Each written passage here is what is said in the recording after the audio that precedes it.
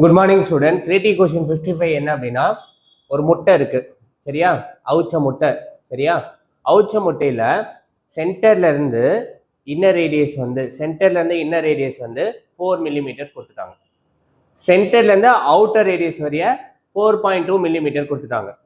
இங்க என்ன கொஸ்டின் அப்படின்னா, நல்லா கவனிங்க. இது முட்டை, இங்க இருந்து இது வரைய எவ்வளோ 4 mm, இங்க இருந்து இது வரைய 4.2 mm மில்லிமீட்டர். கொஸ்டின் என்ன அப்படின்னா, இது ரெண்டுத்துக்கும் நடுவில் இப்படி ஒரு செல் இருக்கு இல்லையா, இந்த செல்லோட வால்யூமை அப்ராக்சிமேஷனா கண்டுபிடிங்க அப்படின்னு கேட்குறாங்க. ஓகே, ஸோ முட்டை இது ஸ்பியர் ஷேப்ல இருக்கு.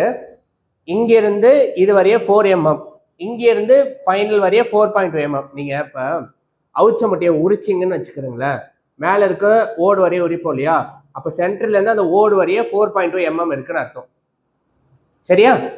அதை உரிச்சதுக்கப்புறம் அதில் ஒரு மெல்லிசா ஒரு லேயர் வரும் பத்தியா, வெள்ளை கலர்ல ஒரு லேயர் இருக்கும், மெல்லிசா இருக்கும் லேயர்.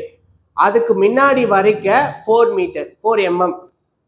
அந்த லேயர் வந்து அந்த லேயரோட வால்யூம் என்னன்னு அப்ராக்சிமேஷனா கேட்குறாங்க. அதான் கொஸ்டினே. புரிஞ்சுதா? ஓகே, உள்ள வாங்க. ஸோ இன்னர் ரேடியஸ் வந்து எவ்வளோ 4 mm, outer radius 4.2 mm. So dR வேணும்னா அவுட்டர் ரேடியிலேருந்து இன்னர் ரேடியஸ் சப்ட்ராக்ட் பண்ணிங்கன்னா 0.2 mm கிடைக்கும். விச் மீன்ஸ் என்ன அப்படின்னா, இங்கேருந்து இது வரைய 4.2 mm, வெளியில வரைய 4.2 mm. அந்த வெள்ளை கலர்ல அந்த தோல் இருக்கும் இல்லையா, இன்னர் ஷெல்ல திக்னஸ், அந்த திக்னஸ் வந்து எவ்வளவு இருக்குன்னா 0.02 mm. அதோட வால்யூம் என்னன்னு கண்டுபிடிக்க போறோம் அப்ராக்சிமேஷனா. அதான் question. So find the approximation volume of the cell. அந்த செல்லோட அப்ராக்சிமேஷனா வால்யூம் என்னன்னு கண்டுபிடிக்கிறோம். சரி, எக் எப்படி இருக்கு, ஸ்பேஸ் ஷேப்ல இருக்கா, 4/3 πr3. So dv/dr equal to derivative பண்ணீங்கன்னா 3r² வரும், 3 கேன்சல் ஆயிடும்.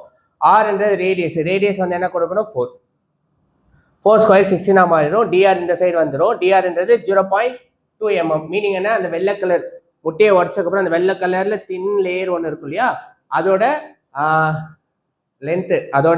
Length எவ்வளோன்னா 0.2 mm. அதான் இது.